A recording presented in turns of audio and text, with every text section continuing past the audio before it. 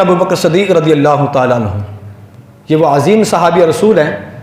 آج لوگ صحابہ کرام کے بارے میں تان و تشنیع کریں اور حضرت امام حسین کا بڑا ادب کرتے ہیں، اس لیے کہ آپ اہل بیت طہار میں سے ہیں، آپ حضور کے نواسے ہیں اور انہوں نے حضور کے کندھوں پہ سواری کی ہے۔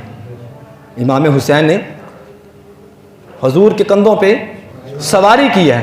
میں کہتا ہوں کہ امام حسین نے حضور کے کندھوں پہ سواری کی، ان کا مقام اتنا بلند ہے تو جس ابو بکر دے موڑیاں دے بہ کے کملی والا آقا غار سور چ گیا، اس ابو بکر صدیق دا مقام کی ہوئے گا؟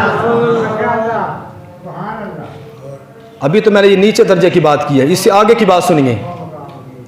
جب میرے آقا کریم علیہ الصلوۃ والسلام رات کی تاریکی کے اندر ہجرت کر کے مکہ سے مدینہ کی طرف جا رہے تھے نا، راستے کے اندر غار سور آئی، 5474 میٹر دا سفر کر کے ابو بکر صدیق جدو حضور نو لے کے گیا ہے۔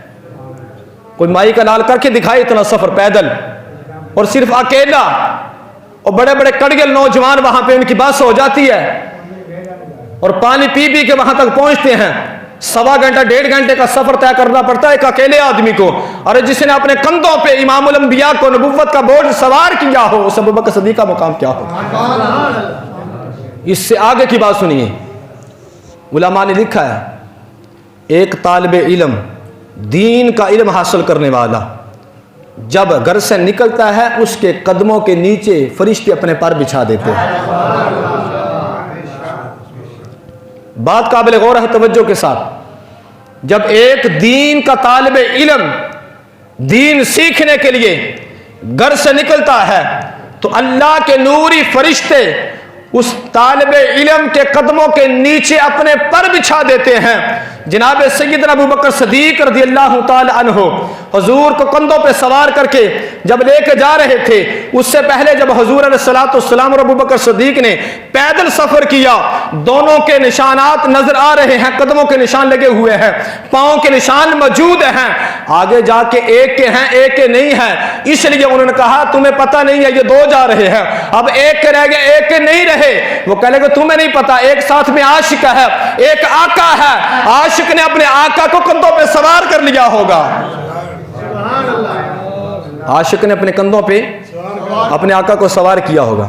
اب جا کے آگے ایک کے بھی ختم ہو جاتے ہیں، پہلے دو کے ہیں پھر ایک کے بھی نہیں ہیں، وہ بھی ختم ہو جاتے ہیں۔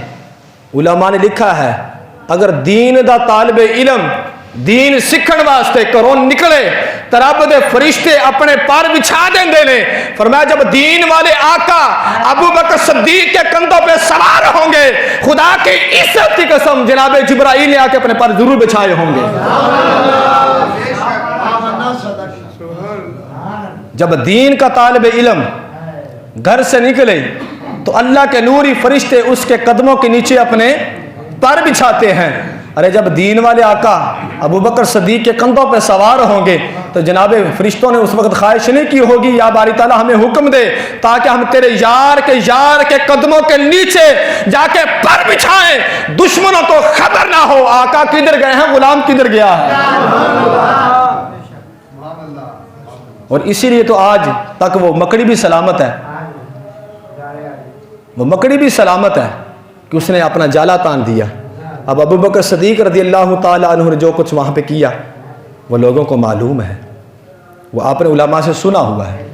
یہ پر بچھا دیے جناب جبرائیل علیہ الصلوۃ والسلام نے، یہ مقام ہے ابو بکر صدیق کا۔ اگر ایک دین کا طالب علم گھر سے نکلے تو فرشتے اپنے پر بچھا سکتے ہیں، تو ابو بکر صدیق کے قدموں کے نیچے کیوں نہ پر بچھائے؟